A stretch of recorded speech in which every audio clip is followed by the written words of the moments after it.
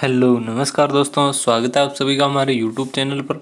आज हम इस वीडियो में बात करेंगे वन रक्षक भर्ती में अंतिम रूप से चयनित।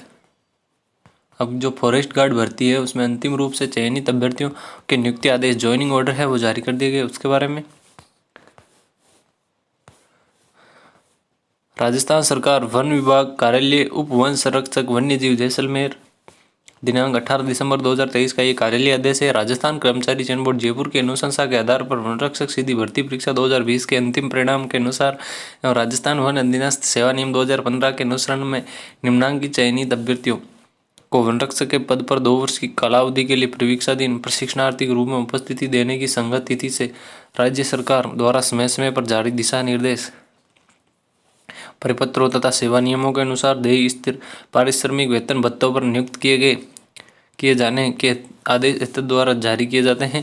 उसके बाद ये आप लिस्ट देख सकते हो अंतिम रूप से चयनित अभ्यर्थियों को नियुक्ति आदेश की। सबसे पहले क्रमांक संख्या, रोल नंबर, नाम अभ्यर्थी का, पिता का नाम, जन्म तिथि, अभ्यर्थी की मूल श्रेणी, वर्ग जिसके विरुद्ध चयन हुआ है, और सबसे लास्ट में दे रखे अभ्यर्थी की स्कैन फोटो। तो ये आप देख सकते हो अंतिम रूप से चयनित अभ्यर्थियों के ज्वाइनिंग ऑर्डर, नियुक्ति आदेश की पूरी लिस्ट। वन रक्षक भर्ती, फॉरेस्ट गार्ड भर्ती में अंतिम रूप से चयनित अभ्यर्थियों के नियुक्ति आदेश ज्वाइनिंग ऑर्डर है वो जारी कर दिए गए हैं। अब देख सकते हो ये पूरी लिस्ट।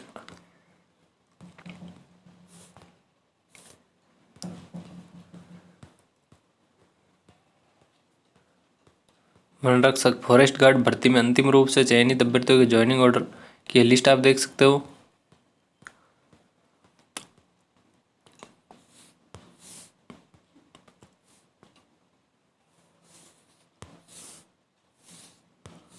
उपरोक्त नियुक्ति निम्नलिखित नियमों एवं शर्तों के तहत जारी की जा रही है। आपकी नियुक्ति की शर्तें कौन कौन सी है ये आप देख सकते हो। उक्त नियुक्ति आदेश वन रक्षक के पद पर राजस्थान वन अधीनस्थ सेवा नियम 2015 के अंतर्गत जारी किया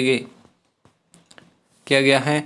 यह नियुक्ति उपरोक्त सेवा नियमों में अधिकारित निबंधनों एवं राज्य सरकार द्वारा समय समय पर जारी किए गए आदेशों के दिन की गई है। अगले नवनियुक्त अभ्यर्थी द्वारा दिनांक 1/1/2024 तक 1 जनवरी 2024 तक वन रक्षक के पद पर कार्य ग्रहण करने के संबंध में अपनी उपस्थिति इस कार्यालय में प्रस्तुत नहीं करने पर आपकी नियुक्ति आदेश निरस्त करने की कार्रवाई की जाकर नियुक्ति आदेश निरस्त कर दिया जाएगा। अभ्यर्थी की नियुक्ति तिथि वन रक्षक के पद पर कार्य ग्रहण उपस्थिति प्रस्तुत करने की तिथि से मान्य होगी। अगला, अभ्यर्थी को कार्य ग्रहण करने से पूर्व नियत वेतन फिक्स पे पर कार्य करने की सहमति लिखित रूप से प्रस्तुत करनी होगी। प्रवीक्षा काल में इन्हें कोई वार्षिक वेतन वृद्धि देय नहीं होगी। प्रवीक्षा प्रशिक्षण अवधि में अन्य सुविधा या अवकाश आदि राजस्थान सेवा नियमों में प्रभावी प्रावधानों के अनुसार देय होंगे। नवनियुक्त वन रक्षकों को देय पेंशन योजना के संबंध में राज्य सरकार द्वारा समय समय पर जारी प्रभावी प्रावधान लागू होंगे।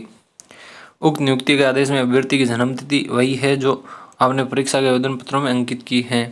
नवनियुक्त वन रक्षक को विभाग द्वारा यथासमय सूचित किए जाने पर 3 माह का आधारभूत प्रशिक्षण पाठ्यक्रम सफलतापूर्वक उत्तीर्ण करना होगा। यानी आपकी जो ट्रेनिंग होने वाली वो 3 महीने की ट्रेनिंग होने वाली है।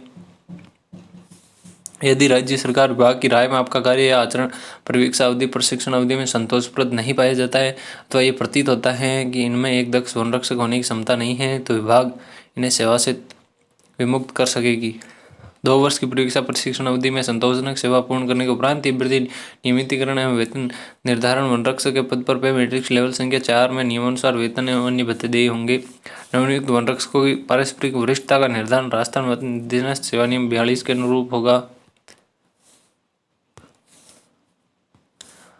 अभ्यर्थी को कार्य ग्रहण करने से पूर्व 50 रुपये के नॉन जुडिशियल स्टाम्प प्रशास्य का शपथ पत्र प्रस्तुत करना होगा कि इनके द्वारा आवेदन पत्र में दी गई समस्त सूचनाएं संलग्न किए गए प्रमाण पत्र सत्य हैं।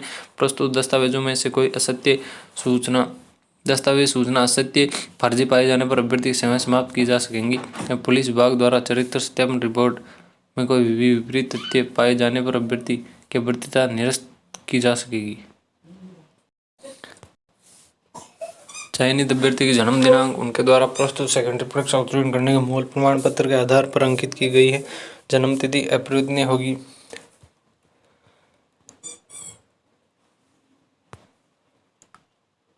वन रक्षक के पद पर नियुक्त किए गए अभ्यर्थियों में से यदि कोई अभ्यर्थी प्रशिक्षण की कालावधि के दौरान या प्रशिक्षण की समाप्त के 2 वर्षों के भीतर त्यागपत्र दे देता है या कोई अन्यत्र विमुक्त नियुक्ति ग्रहण कर लेता है, तो प्रशिक्षण की कालावधि के दौरान उसे संदर्भ की गई परिलब्धियों की नियमानुसार निर्धारित राशि तथा सरकार द्वारा उसके प्रशिक्षण पर व्यय की गई राशि की नियमानुसार निर्धारित राशि सरकार के प्रति संदत करने की अपेक्षा की जाएगी।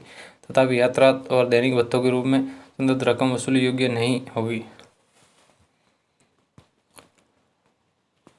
अगला है पुलिस सत्यापन निर्देशों की पालना में नियुक्ति आदेश पूर्णतः प्रोविजनल जारी किए जाते हैं। उक्त नियुक्ति आदेश पुलिस विभाग द्वारा जारी होने वाली सत्यापन रिपोर्ट के अधीन रहेंगी। अगला अभ्यर्थी को पुलिस सत्यापन या अन्य कोई दस्तावेज शेष है तो वे कार्यग्रहण से पूर्व दस्तावेज इस कार्यालय अध्यक्ष को प्रस्तुत करेंगे। नियुक्ति से पूर्व आपराधिक प्रकरणों के संबंध में अभ्यर्थी को कार्मिक विभाग का परिपत्र दिनांक सेल्फ डिक्लेरेशन प्रस्तुत करना होगा। सेवा ग्रहण के लिए कोई यात्रा भत्ता देय नहीं होगा। नियुक्ति के विवाहित अभ्यर्थी को कार्यभार संभालने से पूर्व विवाह पंजीयन प्रमाण पत्र, अपनी जीवित संतानों की सूचना का पूर्ण विवरण प्रस्तुत करना होगा। और ये इस कार्यालय में धूम्रपान, गुटखा नहीं खाने, मादक पदार्थों का सेवन नहीं करने का शपथ पत्र प्रस्तुत करना होगा। संतान संबंधी घोषणा पत्र।